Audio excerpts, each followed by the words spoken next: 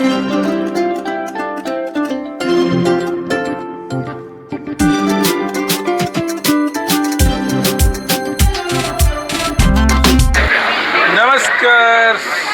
અમારા સાબરકાંઠાના લગ્ન હવે સિસ્ટમ એવી આવી છે કે કંકોત્રી લેખન થાય છે. ત્યારે કંકોત્રી લેખનમાં શું શું થાય છે, કેવી રીતે સગાવાલાને બોલાવવામાં આવે છે. કંકોત્રી લેખનમાં જ્યારે આપણે વાત કરીએ તો ડાયરેક્ટ લગ્ન લખાઈ દેતા હતા અને પતી જતું હતું, પણ હવે તો ઉત્સવ જેવો માહોલ થાય છે. દરેક સમાજમાં આવો માહોલ થતો હશે.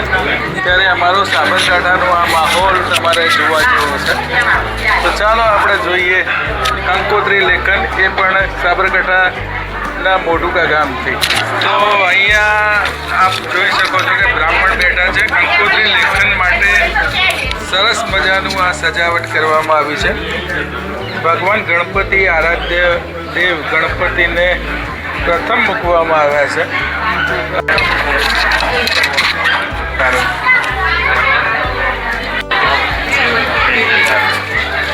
તો ભાઈ આપણું જે લગ્ન પત્રિકા લખાઈ રહી છે એમાં જે વેવાઈ છે એમને બ્રાહ્મણ દ્વારા કંકુ તિલક કરવામાં આવે છે. ત્યાંથી તેમના કુટુંબી પણ આવ્યા છે. લગ્ન પડીકું લઈને જશે એટલે ખબર પડી ગઈ કે ભાઈ હવે લગ્નની તૈયારી કરવાની છે. હિન્દુ ધર્મની આ ખાસિયત છે કે ભાઈ ભગવાનને યાદ કરીને સર્વે કામ કરવામાં આવે છે. તો કાકા છે, ભૂરા કાકા, અનિલભાઈ ને બધા જે છે એ બધા રોકાઈ ગયા છે. તો આ છે દુલ્હનની બહેન, અમે જેને જેણી કહીએ છીએ. તો જેણીને અમે બે બ્લોગિંગ કરવા સાથે જઈ રહ્યા છીએ. તો ક્યાં જઈશું? ચાલો કૌશિક કાકા એમની તરફ.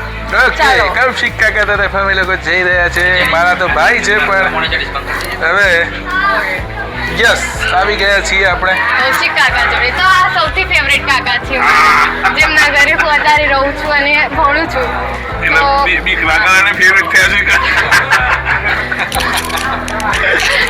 કાકીનો પ્રેમ તમે જોઈ શકો છો. એવું કઈ નથી. હવે આપણને લઈ જશે, ક્યાં જવું છે. ચાલો આપણે બ્રાઇડ જોડે જઈએ. અમે જઈ રહ્યા છીએ. કોની જોડે આપણે જઈએ? બ્રાઇડ જોડે. ઓકે, ચાલો આપણે અંદર જઈ રહ્યા છીએ. એની પાછળ જઈ રહ્યા છીએ અને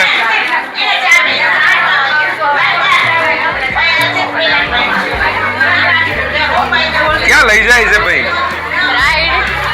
યસ, આખો રાઉન્ડ ઘૂમીને આવી ગયા છીએ પાછા હતા ત્યાં ત્યાં. તો આ છે બ્રાઇડ, મારી બહેન. બ્રાઇડ એટલે શું થાય? બ્રાઇડ મીન્સ દુલ્હન. ઓકે, ચલો ભાઈ, આપણે નવું જાણ્યું દુલ્હન વિશે. અને દુલ્હો એટલે ગ્રૂમ થાય. ના ચલો, આ બક્ષિસ મળી ગઈ છે 500 રૂપિયા. તારા ના લેવા હોય તો મને આલી દેવા. પાક્કું. બરાબર ને? ઓકે, દુલ્હન વિશે ફેવરેટ છે તારી? ત્યાં તો કાકા વિશે તો બહુ વખાણ કરે અહીંયા. આ બી મારી ફેવરેટ છે. ભલે અમે થોડું ઝઘડીએ છીએ, પણ બેન તો બેન જ હોય, બેનનો પ્યાર ઓછો ના હોય. અને પાછળ કોઈ ફેવરેટ છે? હા, આ બી મારી બેન છે. એ મારી દીકરી છે. હા, મારી ફેવરેટ છે. તો મારી બી બહુ ફેવરેટ છે. અને આમનો પરિચય શું છે? આ બધી છોકરીઓ આ બ્રાઇડની ફ્રેન્ડ્સ છે. એવું છે? Okay, welcome. સિસ્ટર છે. એવું છે? હા. ઓ, એમ તો ઓળખું છું. હાય. હવે આપણે ક્યાં જઈશું? ચલો તો હવે ઈશ્વરલાલ જોડે જઈશું. હા, ચાલો. તો અમે આવી ગયા છીએ. અમારા માસા છે. નમસ્કાર, કેમ છો? અરે આ છે ઈશ્વરલાલ. તમારા સમયમાં લગ્ન કેવા હતા આપણે જાણીએ. માઇક આલ દઈએ એમને. હા, પહેલા આવી પત્રિકા હતી. એટલે આપણે અમારા વખત આવું કશું નથી. કેમનું લગ્ન હતું? અમે સમજ્યા હતું બધું. આ તો ખબર નથી શું લગ્ન છે એ જમણતું. એવું? અને એ જમણતા કેવી રીતે લગ્નમાં કશું સમજ્યા જેવો બધું ના આવી પત્રિકા લેખન હતી. કુટુંબમાં ભેગા લગ્નમાં હતું પત્રિકા લેખન. તમારે શું હતું? તમે નતા? અમારે હતું એટલે અમે ગઈડા થઈ જાય. જમણ પતી ગયો. આ તો નવું આવ્યું. અત્યારે મર્યાદા છે. ના આ તો બ્લોગ ઉતારે છે. એટલે વિડીયો ઉતારે છે. ચલો તારે ખૂબ તમને વાત કરીને ખૂબ સારું લાગ્યું. હવે આગળ જઈએ. ક્યાં ગઈ? આ મજા છે ભાઈ વિડીયો ઉતારવાની. અને આ છે હિના, લગ્નની 2-4 મહિનાની તૈયારી કરી રહી છે. આ આશાબેન, અમારો પરિવાર છે ભાઈ આ બધો. દીપ્તિ ક્યાં ગઈ? લઈ લેવી પડે, અંદર ઘેર જઈને માર પડે.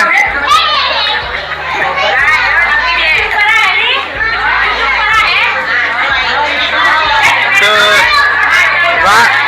વાતોના વડા થઈ રહ્યા છે ભાઈ. ક્યાંય ક્યાંયની વાતો થતી હશે. હા હા, તમારા ફોટા આવી જવાના. હા, નજીકી અમારા ફઈ કહો તો હે અને ભાભી કહો તો હે. તો હું કહું પેલા, ફઈ કહું ભાભી? અને પછી ઓકે. હા, તો પેલા ફઈ કહી દઈએ ભાઈ. હા, જો અહીંયા ઝઘડો ચાલુ થઈ ગયો છે. આ સાબરકાંઠાની અમારી લગ્નની મોજ છે ભાઈ. આ રીતે બધા જે સ્ત્રીઓ છે બેઠી હોય, એકબીજાની વાતો કરતી હોય અને ચર્ચાઓનું જોર પકડાતું હોય.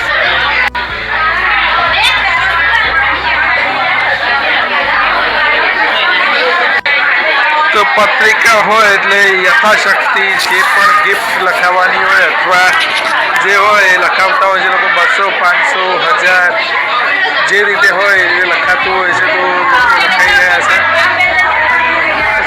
શ્રેયાની કાકી, હાય, હેલો, કેમ છો? કેવું લાગી રહ્યું છે? બઢિયા છે ને? લગ્નમાં દાહોદથી આવ્યા છે. દાહોદના હમણાં મેં સારું લાગે છે ને? તો હિન્દી રોજ બોલતા હોય એવું લાગે છે હે ને? હિન્દી ભાષી છો તો હિન્દીમાં બોલતા હોય એટલે આપણને એવું લાગે કે ભાઈ આમ તરત જ ખબર પડી જાય ટોન ઉપરથી. અરે થેન્ક યુ और मुझे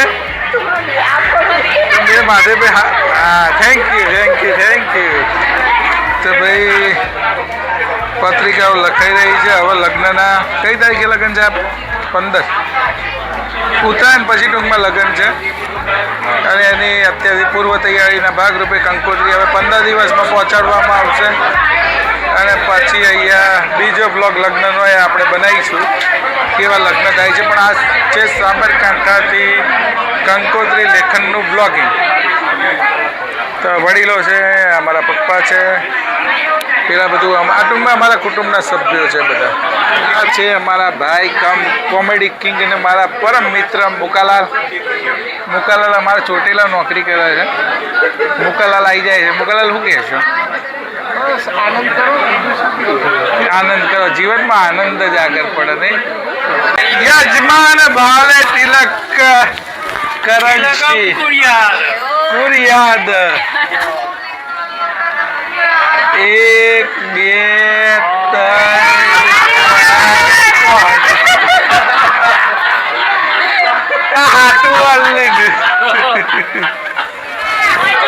આ છે મધુબેન અને આ છે ભારતીબેન, જેઓ લડાઈને ફોટો પાડવા આવી ગયા છે કે ભાઈ આગાઈ જતા બધા અમારો ફોટો પાડવો. સરસ સરસ. સિરિયસ આઈ સીમો છો વાત બતા. ઓકે.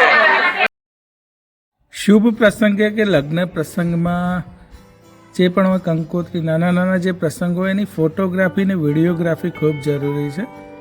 જ્યારે આ બધી યાદો ભવિષ્યમાં આપણે જોઈએ છીએ ત્યારે એ સમયમાં આપણે સરી પડીએ છીએ. આપણે જે ક્ષણો એ વખતે જીવ્યા હોઈએ છીએ, જે બધું જ ભૂલીને જીવ્યા હોઈએ છીએ, દુઃખ, દર્દ, ટેન્શન, હજારો કામ ભૂલીને આપણે એ પ્રસંગોને માણતા હોઈએ છીએ ત્યારે આપણી અંદર અનેરી ખુશી હોય છે. આપ તમામ લોકોના ફોટોગ્રાફ્સને બધું જોયું હશે ને ત્યારે દરેક વ્યક્તિને હસતા જોયું હશે. તો આવી હસી ખુશી જીવનમાં કાયમી રાખવા માટે અને જ્યારે સ્ટ્રેસમાં હોય ને આવી યાદો, આવો વિડીયો, આવા ફોટોગ્રાફ જોઈએ આપણે. આ જ વિડીયો 5 વર્ષ 10 વર્ષ પછી જોઈશું એટલે કેટલી મજા આવશે કે ભાઈ આવી રીતે અમે કંકોત્રી લેખનમાં ગયા હતા, આવી મોજ કરી હતી. નાના છોકરાઓ દેખાય છે મોટા થઈ ગયા હશે. તો આ બધું જીવનમાં ખૂબ જરૂરી છે. હંમેશા ફોટોગ્રાફીનો આગ્રહ એટલા માટે રાખવાનો કે આ બધી યાદો છે ને એ સચવાઈ જાય છે ફોટોગ્રાફીમાં. અને લગ્ન પ્રસંગમાં અમારા આર્યન અને આરવ બંને બેસી ગયા છે. કાકા, દાદા, દાદી, ફોઈ, ફુવા, મારા પપ્પા છે. જેટલા પણ અહીંયા બાજુમાં ફોટોગ્રાફ પડાવવા માટે આવે છે એ તમામે તમામ સંબંધીઓ છે. તો તમારા સારા અને નરસા પ્રસંગોમાં તમારા જે અંગત વ્યક્તિઓ છે, તમારા સંબંધીઓ છે, તમારા મિત્રો છે, ત્યારે એમનાથી સંબંધ છે ને દીપી ઉઠે છે. આપણો વારો આવી ગયો છે અને આ મારો પરિવાર છે. આ પોતે હું બેસી ગયો છું અને આ વખતે એવું બન્યું કે હું દરેકની ફોટોગ્રાફી કરતો હોઉં છું, પણ આ વખતે મારી પણ ફોટોગ્રાફી થઈ. તો જીવનમાં ફોટોગ્રાફી સાથે સાથે આ બધી યાદોને સેવ કરવા માટે હવે તો હાથ વગું સાધન મોબાઈલ છે, ત્યારે આવી યાદોને કેદ કરી દેવી જોઈએ. અમારા ભારતીભાઈ છે, વિવિધ ફોટોગ્રાફ્સ મેં પાડ્યા હતા, એ પણ આ વિડીયોમાં એન્ટર કરું છું. કારણ કે ઘણા લોકો એવું વિચારતા હોય છે આલ્બમ લે ને તો મારો ફોટો આવે છે કે નહીં, તો એમનો આખો આલ્બમ ફેંકતા હોય ને તે ફોટાની રાહ જોતા હોય. પછી છેલ્લે જો ફોટો ના આવ્યો હોય તો રીસાઈ જાય કે ભાઈ મારો ફોટો તો આવ્યો જ નહીં. કારણ કે આવું બધું થતું હોય છે, સગાવાલામાં રીસામણાં મનામણાં બધું બહુ થતું હોય છે. એટલે જેટલા પણ લોકો બેઠા હતા એ તમામનો ફોટો મેં પાડ્યો છે. કદાચ કોઈ રહી ગયું હોય તો રીસાતા નહીં ભાઈ. આ તમામ ક્ષણોને કેદ કરવાનો પ્રયત્ન કર્યો છે અને આશા રાખું છું તમને આ વિડીયો જોઈને મજા આવી ગઈ હશે. તમને મજા આવે ના આવે 2 નંબરની વસ્તુ છે, પણ મારા પરિવારનો આ વિડીયો બનાવી અને મને મજા આવી ગઈ કે જેથી કરીને અમારી યાદોને સચવાઈ ગઈ. તમામ મારા પરિવારના સભ્યોને અહીંયા અંદર કેદ કરી દીધા છે.